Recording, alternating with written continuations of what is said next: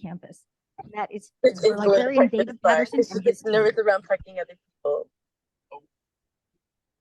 Hey. Hey. On up. We have a team of people to introduce our two esteemed authors. Good afternoon, everyone, and thank you for joining us to celebrate Women's History Month. Today's the last day, and the legacy of the great Latino labor leader, Cesar Chavez, who would have been 96 today. To help welcome our distinguished guests to College of Marin, here are College of Marin students, Sheni Lopez Tizol, Juan Pablo Izquierdo, Irma Lopez Tizol, and Andrea Marquez, and my colleague in the library, Carl Hollop.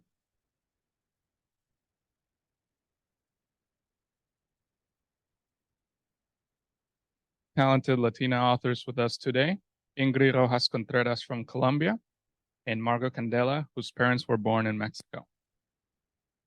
It's exciting to have such a esteemed guest here on campus.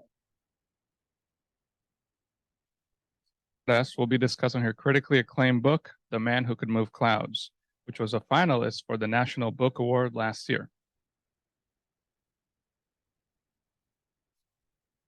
Fruit of the Drunken Tree was the silver medal winner in first fiction from the California Book Awards and a New York Times Editor's Choice. Her essays and short stories have appeared in the New York Times Magazine, BuzzFeed, Nylon, Guernica, and others. We'll be sharing about her fifth novel, The Neapolitan Sisters. Her books have received high praise from many reviewers and publications, including the San Francisco Chronicle, Latinx, Publishing.com, Grammarly Magazine, and the Today Show. We are thrilled to have both authors here to share the insights and experiences as writers. Women's History Month, we want to acknowledge the many contributions that women have made through history and continue to make today. The birthday of the great Latino labor leader Cesar Chavez. Today he would have 96 years old. Today also turns out, we were just told 2 hours ago, is yet another celebration, and that is today is International Transgender Day of Visibility. So we have so much to celebrate. Many thanks to ESCOM, the community education folks, and the best bookstore in the world, Book Passage. There's Zach back there. And whether it's Latinx culture, immigrants, independent bookstores, women, labor unions, or the trans community, we're all here to celebrate by hearing from two amazing authors. Friends and fellow book lovers, please join us in welcoming Ingrid Rojas Contreras and Margo Candela to the College of Marin.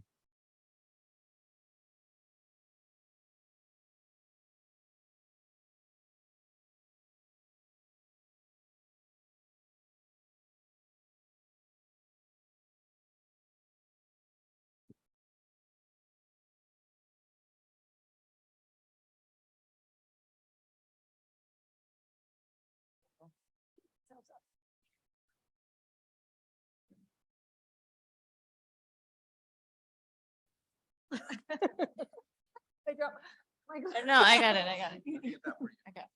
This is, thank you. You're welcome. Thank you very much. That was really sweet and lovely. And it's nice to see so many readers out here. And then you get to go home and read again, huh? That's really great. All right. And thank you for inviting me to be on the question side of this kind of a thing that Ingrid and I get to do. So I'm going to be a good driver. Okay. Thank you. And I'm so happy to be here. And the introduction was the loveliest introduction that I've had in a while. So thank you. You need to call your mom more. I know. All right. So let's get to it. My first question to you, and it's one I think all writers get asked, and sometimes you freeze, but we should know this by now, is what does The Man Who Could Move Clouds about, and what does it mean to you? So The Man Who Could Move Clouds is a book about, 3 generations, my grandfather, my mother, and then me.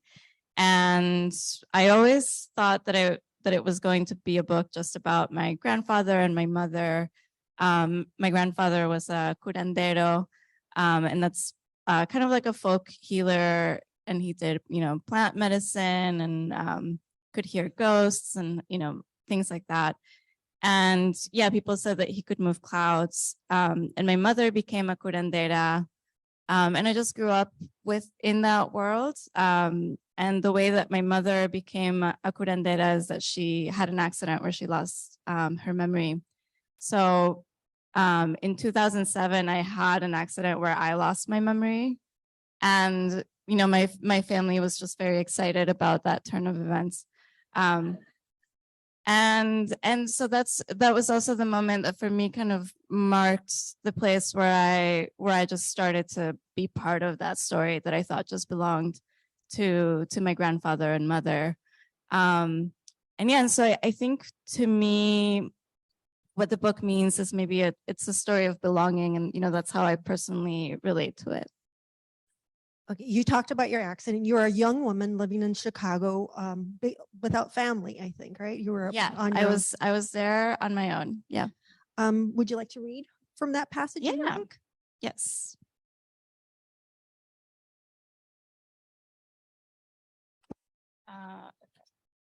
So in this part of the book, it's one of my favorite things that I did in the memoir, but I go back and forth between my accident and my mother's accident. So my mother's accident happened in 1956, and my accident happened in 2007. And she was in a village in Colombia called Ocaña, and I was in Chicago. So it starts off with my part, and I've just been in my accident.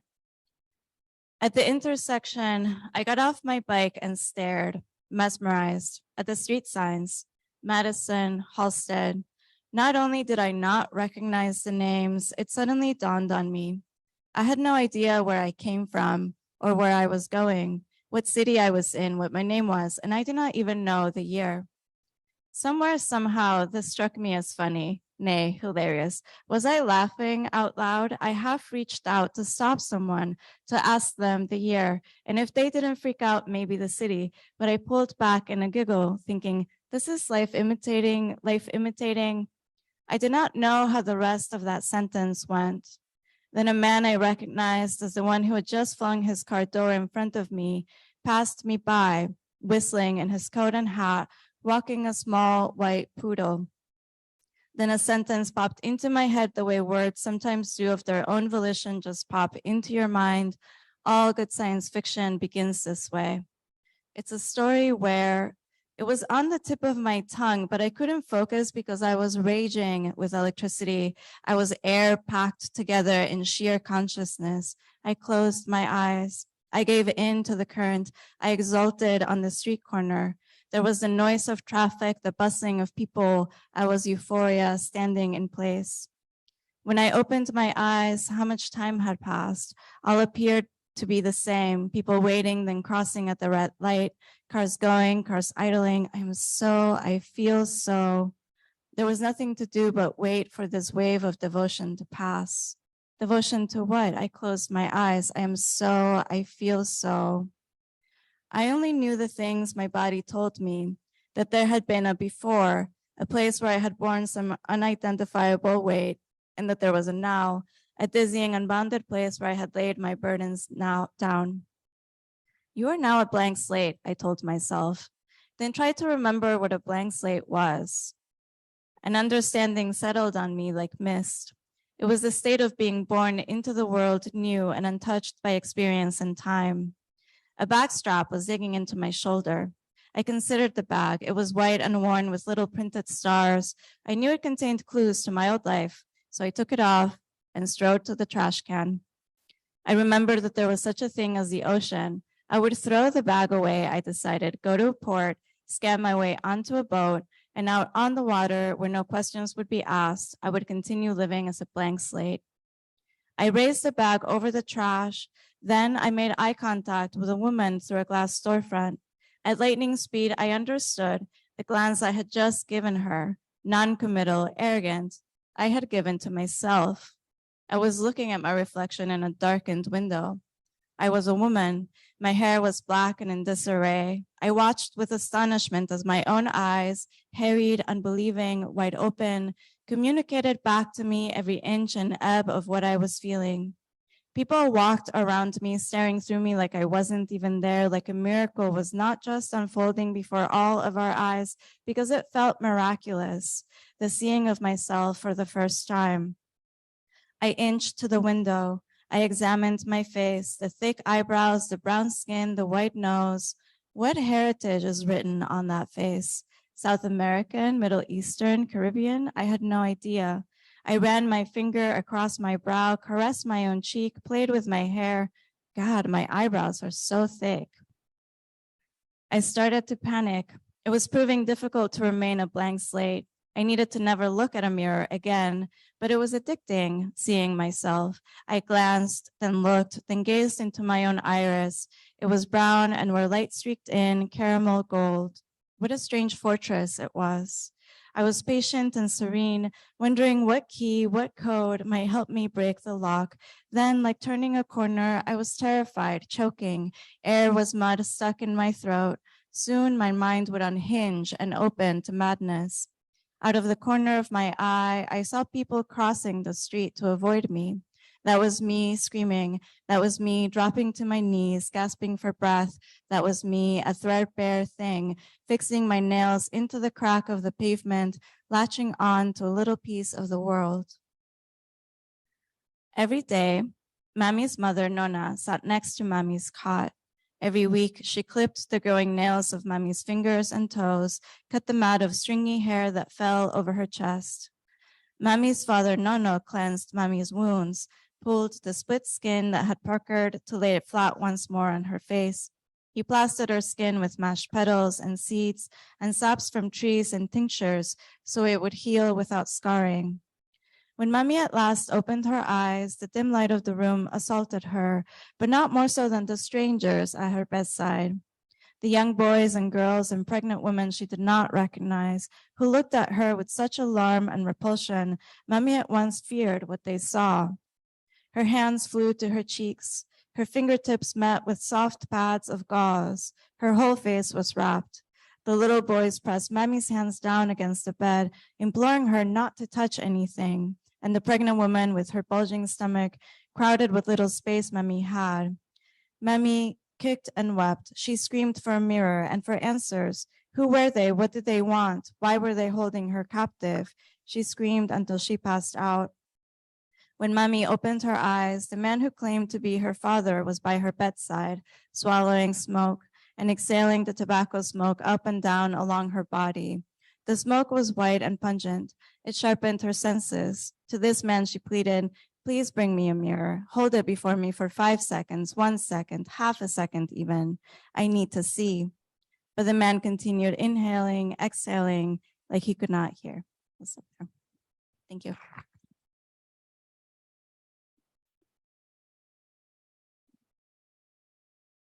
You had thought about writing about your family, your mother and grandfather in particular, for a long time before you wrote The Man Who Could Move Clouds.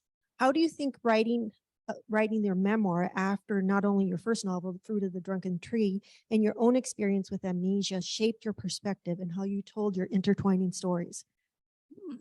Yeah, that's a fascinating question. Yeah, it's really good. Let's see. I think that, for me, that state of having amnesia and not knowing who I was at all was just the most astounding, astonishing thing that's ever happened to me. And, my amnesia was such that I didn't remember for a long time that I could speak Spanish, even though Spanish is my first language.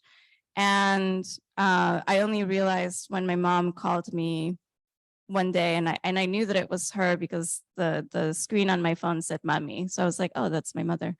And then she started to speak, and she was speaking in Spanish. And it was at that moment where I understood what she was saying that I realized, oh, I speak Spanish. I had no idea before that. So really, coming back into my life remembering things about my life, and especially just imagine, having amnesia and then slowly memories come back and you remember, oh yeah, people said that my grandfather could move clouds. And that's part of the thing that you remember. And then remembering like, oh, my mother was a curandera as well. And there's all of these other stories about her. And I think that it was about watching those stories come back and feeling a sense of wonder at those stories, that in that moment, I just started to even hear how I might write the book. And I wanted, I grew up with these stories, and I wanted to kind of honor them and honor the world of curanderos. And it's not often something that I had seen in nonfiction, unless it was an ethnobiography kind of text, or unless it was kind of anthropology.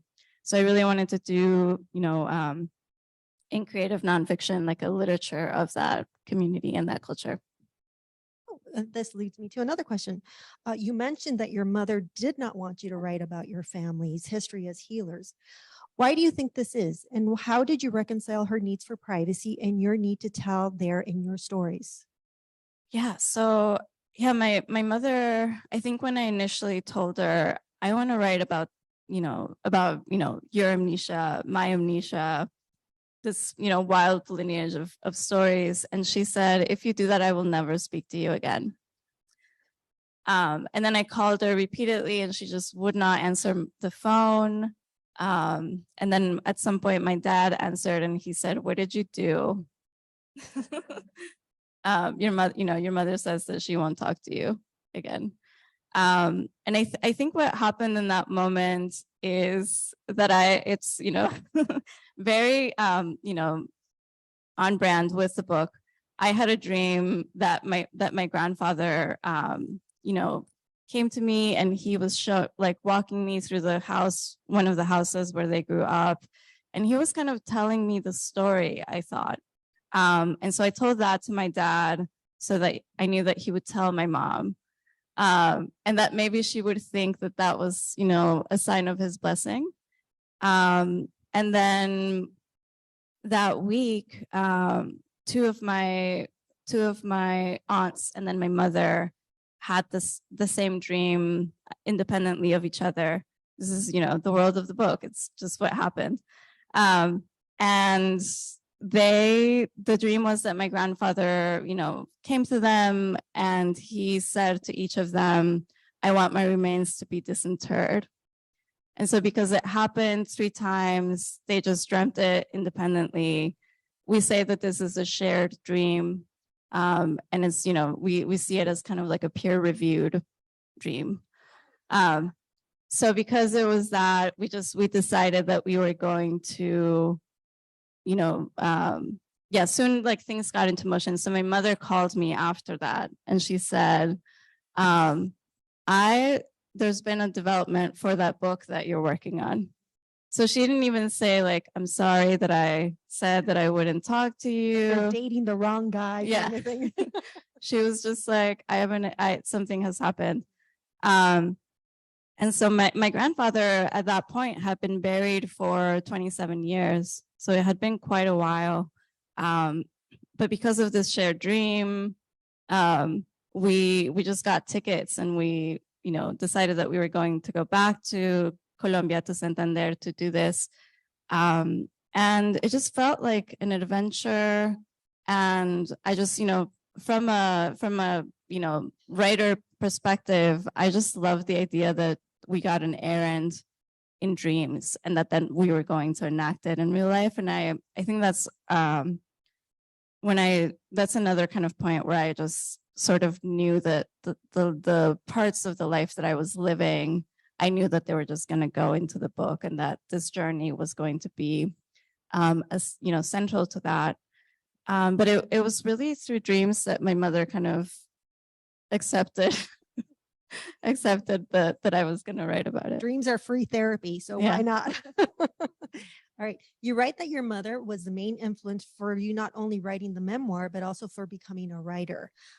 How did this play out, and how did you making that decision to become a writer? How do you think what's your mother's reaction to it?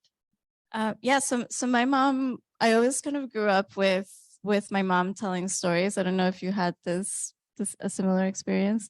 A lot of South American culture that's very oral storytelling centered, and I just grew up with there could be anything happening, and then at some point, if my mother started to tell a story, everyone would just kind of quiet, and all of us kids would just sit on the floor. And I remember having to pee for like hours and just like not willing to move because I didn't want to miss the way that she was telling the story. And sometimes it would even be stories that I already knew and that I had already heard, but that was just the level of her craft. It's just so good. So I always was just in love with what stories can do and the way that they hold space and what they open when we're with each other, how it kind of allows us to express things that are very hard to express otherwise. So I always knew that I would do something around stories, and I did journalism for a while. I did translation. I did oral history for a while. And then I started to write the novel. And that's when it just felt like something, taking over my life. And I wanted it to take over my life. I think my parents were very supportive. But only at that point I had, already figured out how to make a living, so but I think if it was otherwise, like, there might have been more of a resistance if I hadn't figured out that part. Well, you got to get the job first, right? Your mother's family came to be divided as to how they view, especially your mother's gifts, while your father's side openly campaigned to undermine your parents' marriage. How was it for you to explore these issues, not only as their adult daughter, but as their daughter who was writing about family discord? Yeah. I was thinking a lot about how curandero traditions tend to be secret, and I was just wondering about why they're so secretive. And I just started to look into the history and found out that there's historically, when many South American countries were colonized by the Spaniards, we had the Spanish Inquisition. And so anytime that you had a mixed person practicing indigenous traditions, it would be witchcraft. And then you would be sent to the Palace of Inquisition, where you would be tortured. Some people were burnt at the stake. And so a lot of those cultures kind of went underground.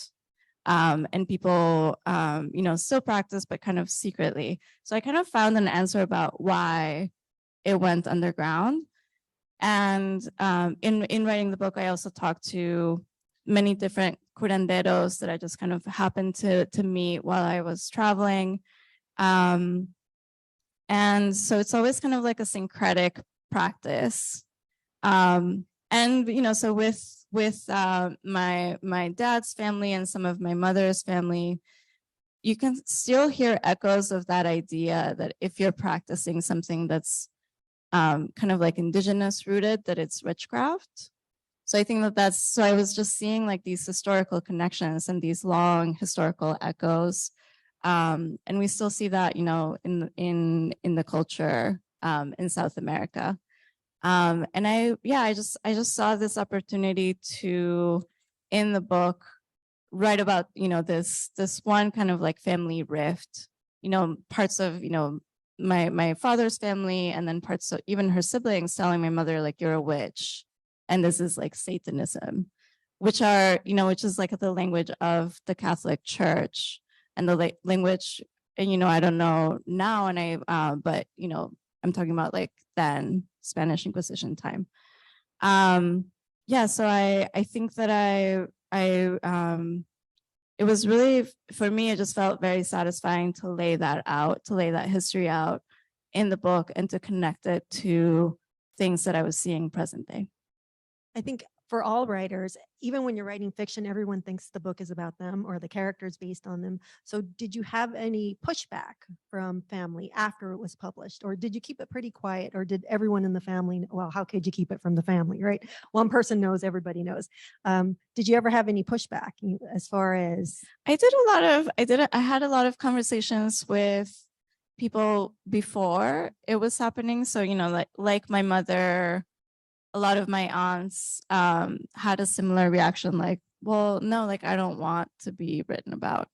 And there was a lot of fear of like, what happens if someone figures out that, that our, father was a curandero, like what happens to us? And it's kind of a similar fear of what I'm saying historically, of just, being afraid that something bad is going to happen if people find out. So we had a lot of those conversations early on. And I do think when you write memoir, that especially if you're involving other people, that having those conversations is important, because you're working out through emotional things, and everyone in the book is also working out through emotional things about what the story means privately and to the society. And those conversations are so important. But so I did encounter pushback in the beginning, but through the time that I was writing, and the trip back happened in 2012, so I had plenty of time to have those conversations with family. I don't, I just write. I tell them afterward.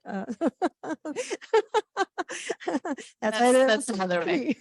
That's okay. More time to write. I guess that, since we are at a community college, so thank you. Yes, I'm a community college graduate. I have my AA in humanities, and it's framed. What was your educational journey, and what role did that play in you becoming an author who primarily writes in English? I started to write in English when I was 14. And it was because my family and I left Bogota and went to Venezuela because of the violence in the 90s. And I just felt like I had lost so much so suddenly and so quickly, and things were changing too fast. And I wanted to write about it, but I knew that anything that I wrote down, that people in my family would just find it and read it. So I started to write in English because they couldn't read it. And after that, I just started to have this relationship with English that felt unique, and just felt like it was, I didn't share that with anybody else. Nobody else could see it. And then later, when I emigrated to the US, I started to think of it as the language of immigration. And I think that when I write, I try to think of the world in Spanish, and then I do a quick translation to make the text look like English, but I'm trying to follow Spanish grammatical rules so that it always feels a little bit different. And yeah, so I just, for me, that's kind of like another border that it's in the language, and then I'm trying to put it in the text so that even the mark of migration is in the text itself. And this is like everyone gets asked this, right? So you write in English, and you started when you were 14 because you wanted to keep secrets, right? But now that you're writing professionally, what is your process For writing? for writing? I'm a very obsessive, person. But what I do is I have this color that I don't wear otherwise, but just to writing, and it's this tone of blue. And I have, just all kinds of, like slips and like robes and like, cotton, pajamas. Like it's just this one tone of blue. And I was trying to do kind of like a, Pavlov's effect, but with color. And so every time that I put it on, I'm not allowed to do anything but writing. And I've done it at this point for, I think, 15 years. So I just have this very long relationship to this color. And, and so for example, if I get an important text and I have to answer, I have to take the color off and then answer the text and then put the clothes back on and then go back to writing. And so even that little bit just making it difficult for me to be distracted by something else over the years has trained me into having, this just focus when I write. And I usually play a song and I will play it on repeat. And over the years, I think what I'm trying to do is I'm just trying to hypnotize myself and get to this place where I'm writing from this, I don't know, otherworldly, like it just feels very different. But that's my ideal process. And of course, sometimes I'm writing on planes and I don't have access to the color, but I can, still kind of loop the song and do things like that. I've heard weirder. Okay, good. I have. I won't talk about mine because it's X-rated. It's yours. No, actually, I like to vacuum. I like to vacuum. I have to have my space very tidy. And I will get up and vacuum at random moments just because it's cathartic, So I have this tiny vacuum that connects via USB to the computer, and it's like it's like a mini vacuum, and then I just vacuum my keyboard. I think procrastination is an essential part of the writing process. It really, really is. Especially if you have to be self-motivating, and the lengths most writers go to procrastinate to write, and then they complain. They complain about it. It's true. It's true. And that's why I would never date or marry another writer, because the cops would be outside all the time because we couldn't stand each other. But it's always interesting to hear how someone else gets it done, because eventually you do have to get it done. Yeah. Because people don't want to hear about the book you've been saying you're going to write and you haven't written. So it's just like get off the pot kind of thing. Yeah. All right. Well, going back to that, where you are now has taken time, effort, and sacrifice. Other writers understand other writers, but at times it feels like lonely work, especially if we're the only one in the family who's a writer. But you've been awarded fellowships, residencies, and scholarships. How has that type of support impacted your writing? It's made such a difference. I think, it's always interesting because very early on when I would try to explain to my parents the difference between a fellowship or a scholarship, it's just impossible. They just don't know what I'm talking about. And it's really interesting, like what they get excited about. But, if I had like a review in the New York Times, they're like, okay, anyway, we went for a walk today, and they're just, don't get the context. But there's been moments where, I had a review in El Tiempo, in Colombian's main newspaper, and they called me and they were just so excited. And they were like, oh my God, everyone has been calling me, and so there's been moments of getting the family support. And then there's these other moments where it's just very humbling. And I'm like, it doesn't matter. It's fine. But I, getting to receive residencies, I think has maybe like made such a difference. Like when I can go somewhere and be in a beautiful place and be with other artists, and you just have this time to work. Like it is really, a gift of time, and it really makes, this procrastination, when you're in a place that's not your usual place, and you have less procrastination. So I think those have made such a big difference. Well, it's nice that people value writing so much that they'll give you money to have the time and the space to procrastinate. Yeah. What has been the most challenging aspect of your publishing journey, and what has been the most rewarding?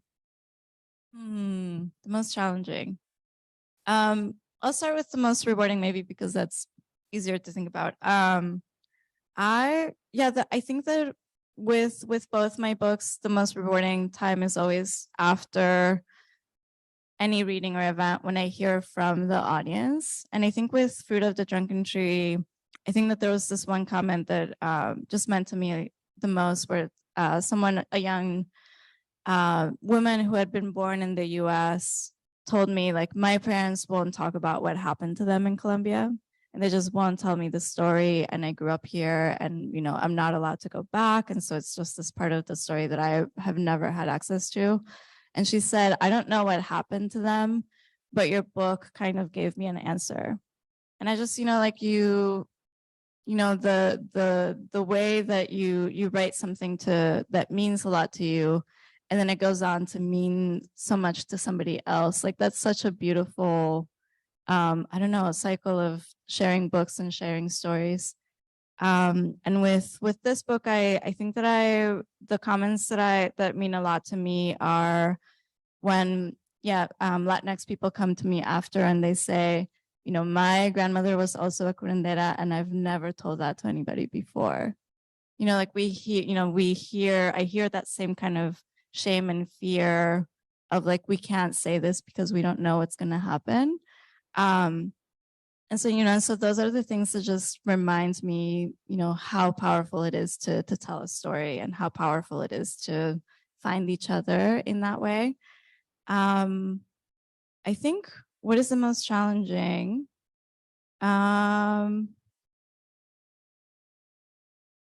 Maybe, no, I think I've, learned to enjoy everything. I was going to say the travel and how much, you kind of like miss being at home, but I do love the travel at the same time. So I love hotels. So hotels are really nice.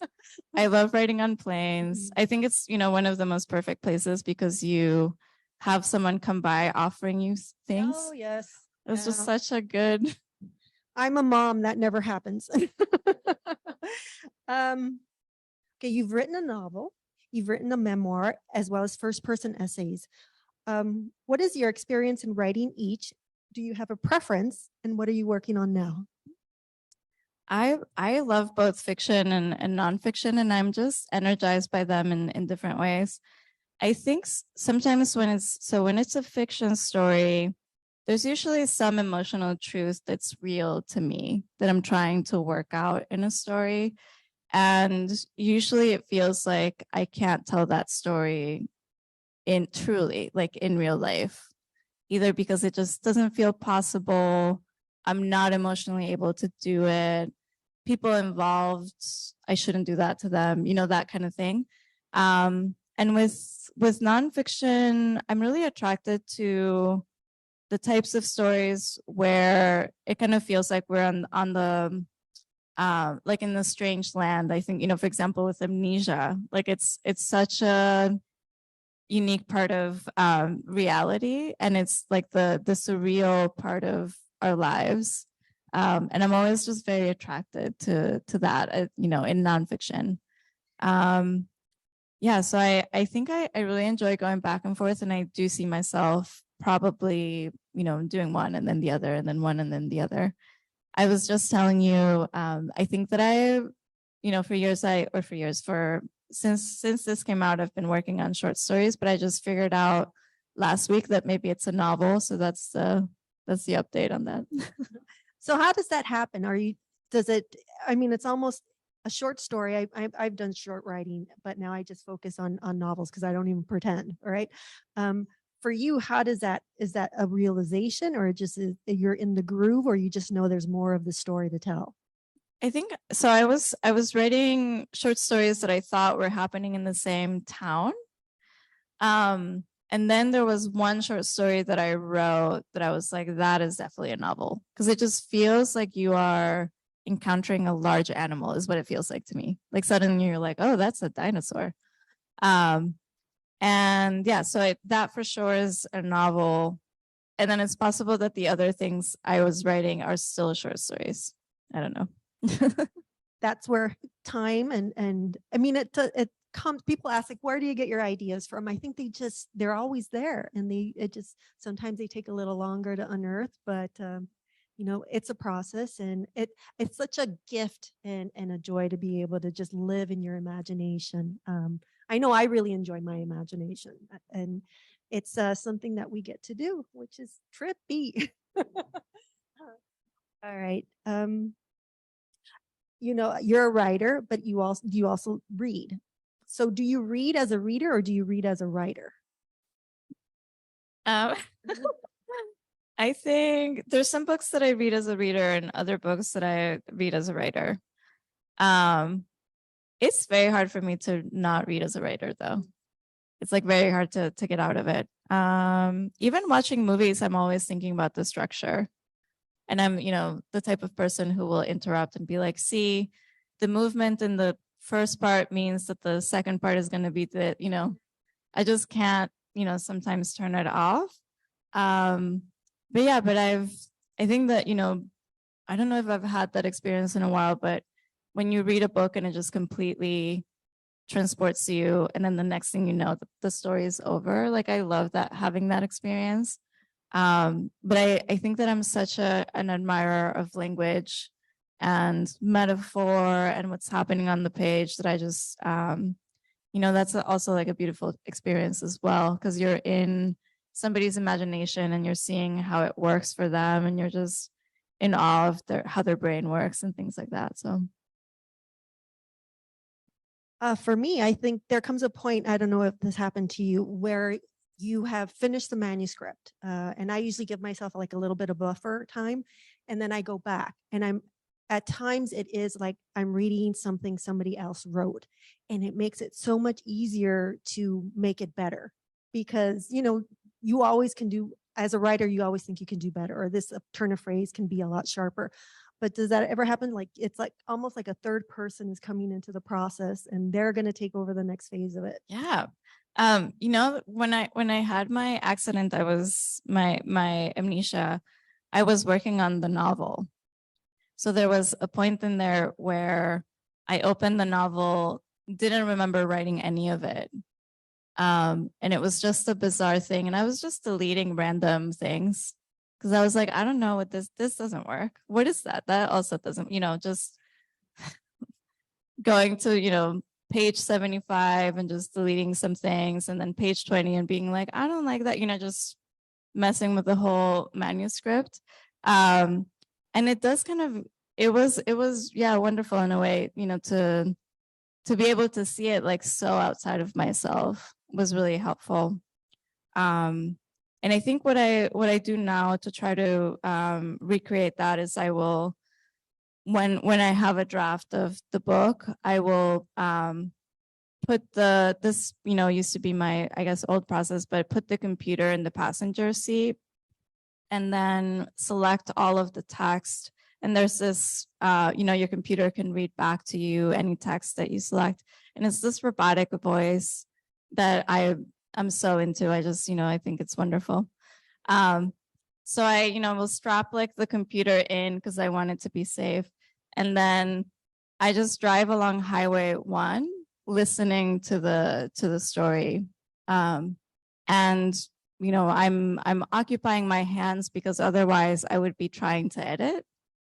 And so I listen to it in this robot voice reading to me, because that's the way that I get to hear it as if I didn't write it. It's a weird feeling, huh? Yeah, I think, you know, writers are so weird. Yeah, and neurotic.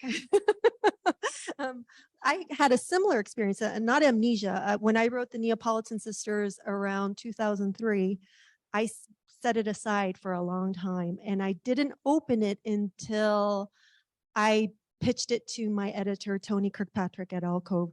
And you know, she said, okay, send it to me. I said, give me 2 weeks, because I literally hadn't opened it in years and years and years. And as I was reading it, there's this one passage that happens in to the oldest sister, Dulcina. It happens in the women's building. She has an experience there.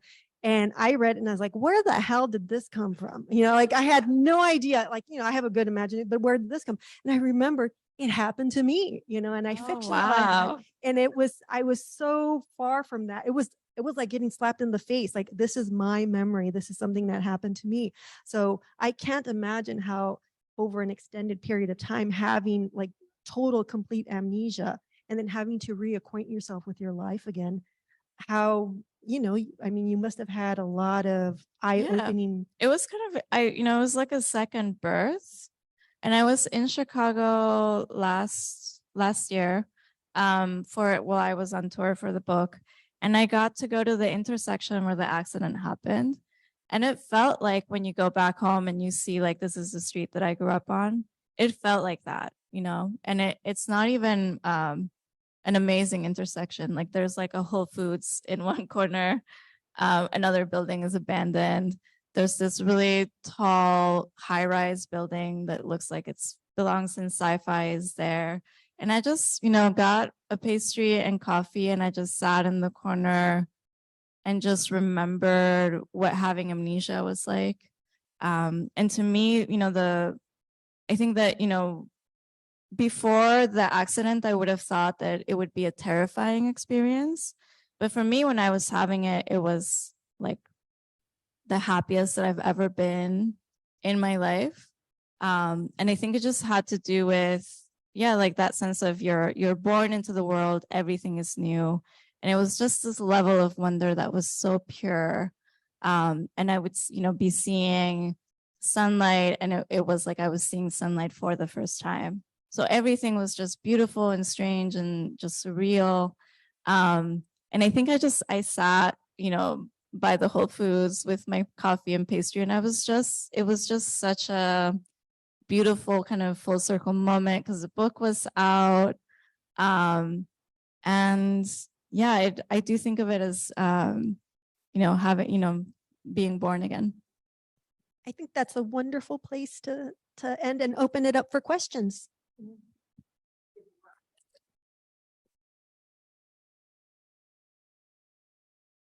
Who wants to ask our first question? Who wants to ask? Yes, right there. I'm curious, when you first woke up and you had all the people around you, what were your feelings? What was the question? What? Oh. Okay. Yeah. So I think, so that was my mother's, when she woke up, what happened to her is that she fell into an empty well. It's a very fairy tale like accident to happen.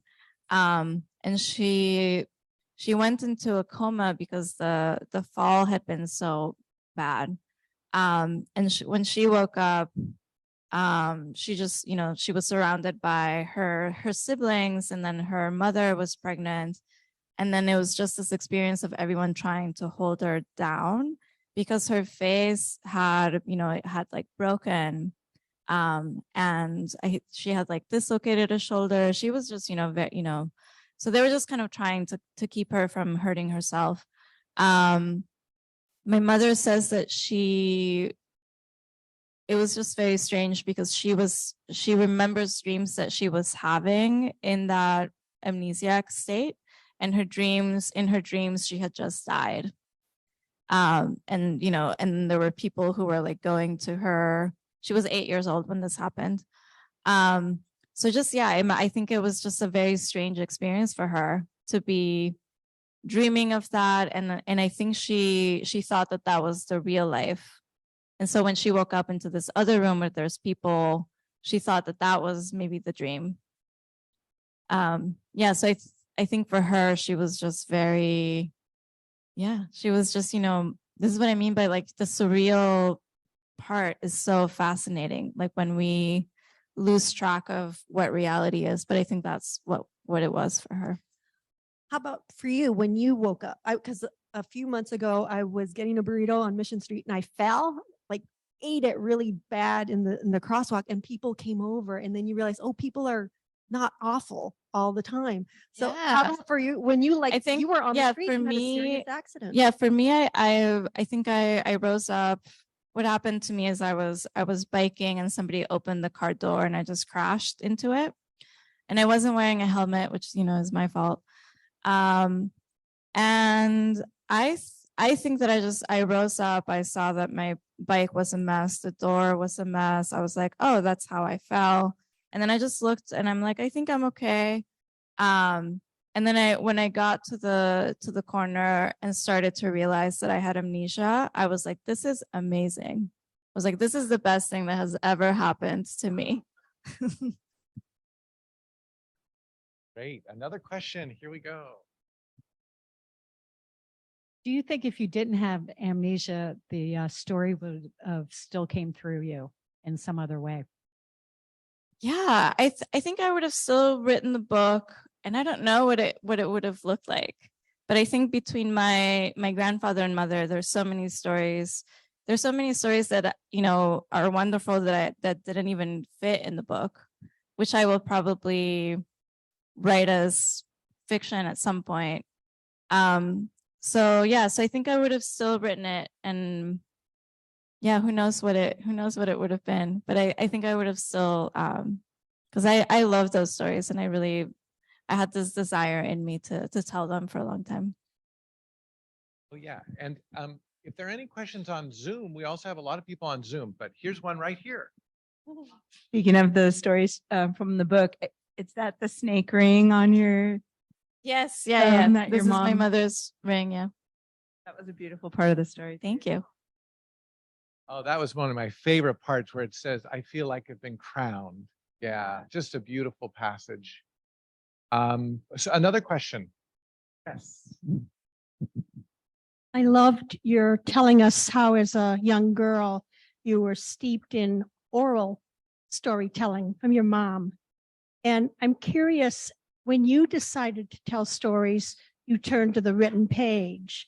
Do you have any like conscious differences about what that was like to tell your stories in a very different medium? Yeah, thank you for that question. I did go to an MFA program, and I remember even then trying to do on the page the same, just noticing what my mother does when she tells stories.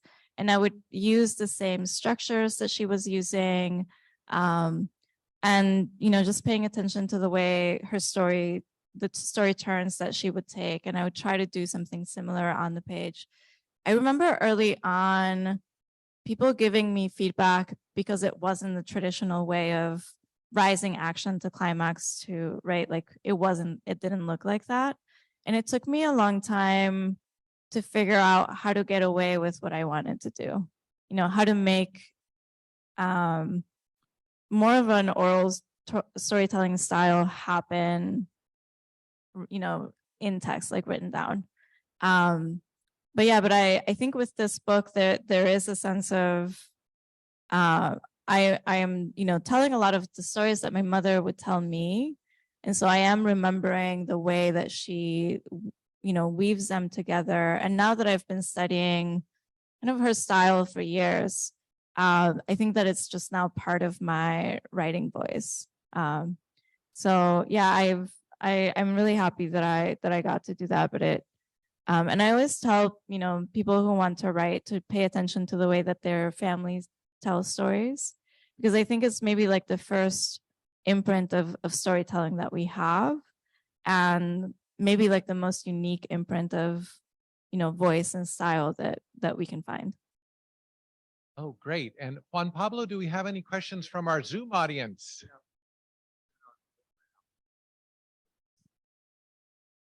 What advice do you have for those of us trying to break into the traditional publishing world at this time?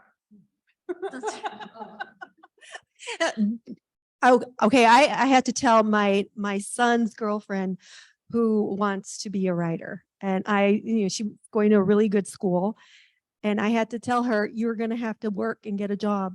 The chances of this, I said, what happened to me is an anomaly.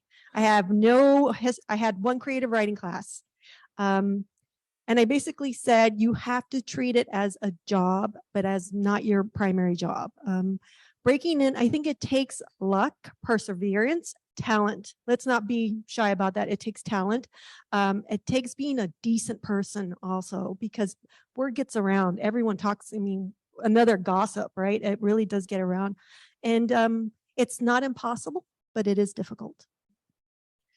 Yeah, I think it is really, everybody who does it has a passion for it. And so I think taking care of that passion is maybe what's important, because sometimes it feels like it can be a long road to getting there. But if you orient yourself toward what it means to you and why you want to do it, that's how you make it through the tough times, or like if you start to get rejections, that's how you kind of insistently go back and say, well, this, telling this story means this to me, so I'm just gonna keep doing that. And I think finding community is another, just such a huge part of it. Going to readings, going to open mics, publishing, stories wherever, sharing it with people. I think slowly in the engagement with community that you start to become a better writer just by being in the world of it. I mean, getting published, it's a logical process. It's writing is a whole other thing, but getting published, literally the way I did it was I got the the Idiot's Guide to Getting Published. That's how I did it. I'm not kidding. I got the Dummy's Guide to Writing a Novel. So I figured it out. I guess, yeah, with maybe, I think something that I looked at was Poets and Writers has like a wonderful monthly schedule of when there are contests and when there are events, and what magazine is open when. And it's just a really great way to organize as you're doing the writing, to send stuff to different places and then work through it and just give yourself monthly deadlines. Well, I think we have time for one last question, if I could ask. Ingrid, you talk so eloquently in the book about that moment where you're thinking of a word. I think you're thinking in English, but you're trying to think the word in Spanish or vice versa. I can't remember. I wondered if both of you could tell us, we have so many students at our beloved college who are bilingual. Tell us about the intersection of bilingualism and writing. I always think that, being bilingual just means that you have access to poetry in 2 different languages. And I love this about sayings, how if it's your language, you stop hearing the poetry in it. But if you suddenly say the same saying in English, it has an irresistible, poetry that you just remember again. And there's one early on in the book, we say in Colombia, we say like quicker than a witch's fart. And I love that saying so much, but it's not something that I would have maybe heard if I was in Colombia, because you get so used to it. So when you know 2 languages, or more than 2 languages, you're constantly in that state of being surprised by language and seeing how culture and storytelling is embedded into language. And it just gives you like such a wonderful, you have so many things to draw from. I think for me, my parents, we spoke English and Spanish interchangeably, and my mother's notorious for the Spanglish. And I was just thinking about this the other day, and I made myself laugh. So there's this word, calcetines, is socks, and then socks. And so we used to call them socatines. And that to me was just so natural. And then you realize that that's not a word, but that's what we called, we were always fighting over our socatinas, right? Yeah, we did. I think if we didn't know a word in English, we would just add, the Spanish word and then add shun to the end. We're like, it's that. That's probably a word. I was once in Target, and there were these 2 girls stocking the shelves, and the other one said, pass the ahawks. And the woman said, Ajax. So, and I was like, ahawks, I know what ahawks That is. happened with me. I had never heard, because we grew up saying colgate, and then we were in Chicago, and I was like, oh, there's the colgate, and my friend was like, you mean Colgate, like the toothpaste? It's wonderful to have. I think It's wonderful. Well, can we give them one more round of applause? And back here, if you'd like to buy the books, we have Margo's The Neapolitan Sister. I love that book. I read it on spring break in my pajamas. And The Man Who Could Move Clouds. I also love this. I also love the Fruit of the Drunken Tree. And I have to say about all 3 books, I didn't want them to end, but I was also kind of racing to the end because I wanted to see how they ended. So I highly recommend them.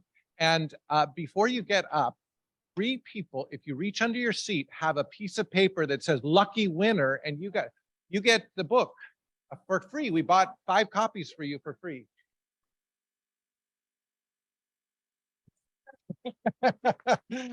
Great. Okay. And our wonderful authors will be sitting here. I think they'd be happy to autograph. So, oh, and Dick, you want to say one more thing? Okay. Okay. All right. Thank you very much. Thank you, everyone. Thank you. That was